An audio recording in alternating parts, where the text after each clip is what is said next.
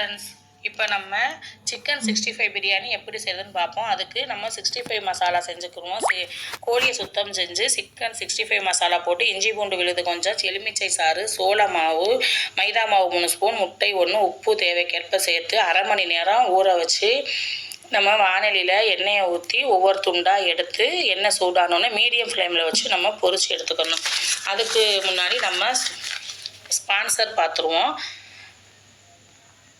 This video sponsored by Buymoto online shopping. Buymoto is one of the online portal site. Buymoto மூலமாக நம்ம online purchasing பண்ணி நம்ம பொருள்களை வாங்கிக்கிடலாம். மிக குறைந்த விலையில் வாங்கிடலாம்.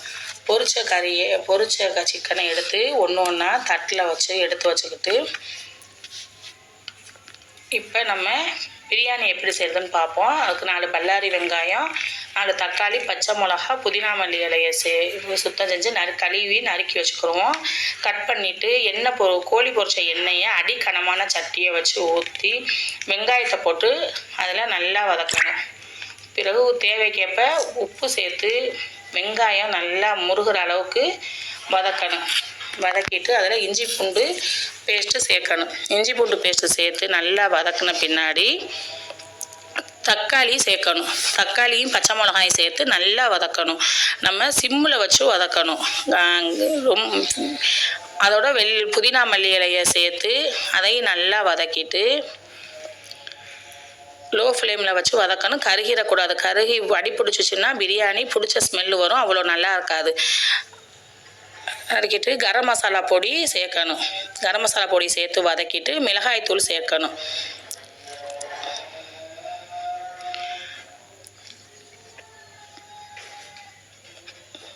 தனி மிளகாய் தூள் சேர்த்து அதையும் நல்லா எல்லாம் ஒன்றா சேர்கிற அளவுக்கு வதக்கி தயிர் சேர்க்கணும். தயிர் சேர்த்து கிளறணும். எலுமிச்சம்பழம் சாறு சேர்க்கணும். என்னோட எலுமிச்சம்பழம் இல்லை, அதனால் நான் சேர்க்கலை, நீங்கள் சேர்த்துக்கிறங்க. மசாலாவோட தயிர் நல்லா வதங்கின பிறகு நம்ம கோழியை 65 போட்டு செஞ்சோம்னா பிரியாணி டேஸ்ட்டாக இருக்கும். நம்ம தனி கறியை போட்டோம்னா கறி சக்கையாக இருக்கும். சிக்கன் பிரியாணி அவ்வளோ சுவையாக இருக்காது. நீங்கள் பொரிச்சு போட்டு ஆக்கி பாருங்கள், ரொம்ப டேஸ்ட்டாக இருக்கும். 1 கிளாஸ் அரிசிக்கு 1.5 கிளாஸ் தண்ணி அளவு. இது பாஸ்மதி அரிசி. 1 கிளாஸ் நான் அரை கிலோ அரிசி எடுத்திருக்கேன். 1 கிளாஸு, அதுக்கு 1.5 கிளாஸ் தண்ணி சரியான அளவாக இருக்கும். அரிசி எடுத்து அரை மணி நேரத்துக்கு முன்னாடி நம்ம கழுவி அதை ஊற வச்சு தண்ணியை வடித்து எடுத்துக்கிறணும். ஊற வச்சு அரை மணி நேரம் ஊற வச்சிடணும். அதோட தண்ணி கொதித்த உடனே அரிசியை போட்டு 2 கிளறணும். அரிசி உடையாமல் 2 கிளறி மூடி போட்டுறணும். 3/4 பதம் அரிசி வெந்த பின்னாடி நம்ம பொரிச்சு வச்ச 65 அந்த சோறு மேலே போட்டு கிளறணும். 2 பெரட்டணும். அரிசி உடஞ்சிடக்கூடாது, அது ரொம்ப முக்கியம். அதோட சட்டியை இறக்கிட்டு நம்ம ஸ்டவ்வில் ஒரு கனமான தட்டு வச்சு பிரியாணி சட்டியை தூக்கி வச்சு தம் போடணும். மூடி போட்டு வெயிட் போடணும். நான் முட்டை அவிச்ச குக்கர் இருந்துச்சு சூடாக, அந்த குக்கரை வெயிட்டுக்காக போட்டு தம் போட்டு 10 நிமிஷம் கழித்து நம்ம சோறை இறக்கி பார்த்தோம்னா தண்ணிலாம் நல்லா வற்றி உதிரியாக சோறு ரெடியாக இருக்கும். மல்லி இலையை தூவி மசாலா எல்லாம் ஒன்றா கீழே உள்ள மசாலா மேலே சேர்கிற மாதிரி 2 பெரட்டி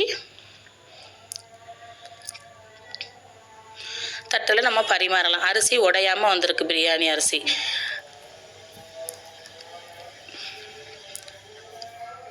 உதிரியான சிக்கன் 65 பிரியாணி இப்போது ரெடி ஆயிடுச்சு. இதுக்கு சைடிஷ் அவிச்ச முட்டையும் தயிர் வெங்காயமும் வச்சுக்கிட்டோம். இது காம்பினேஷன் சூப்பராக இருக்கும். பாய் வியூவர்ஸ்.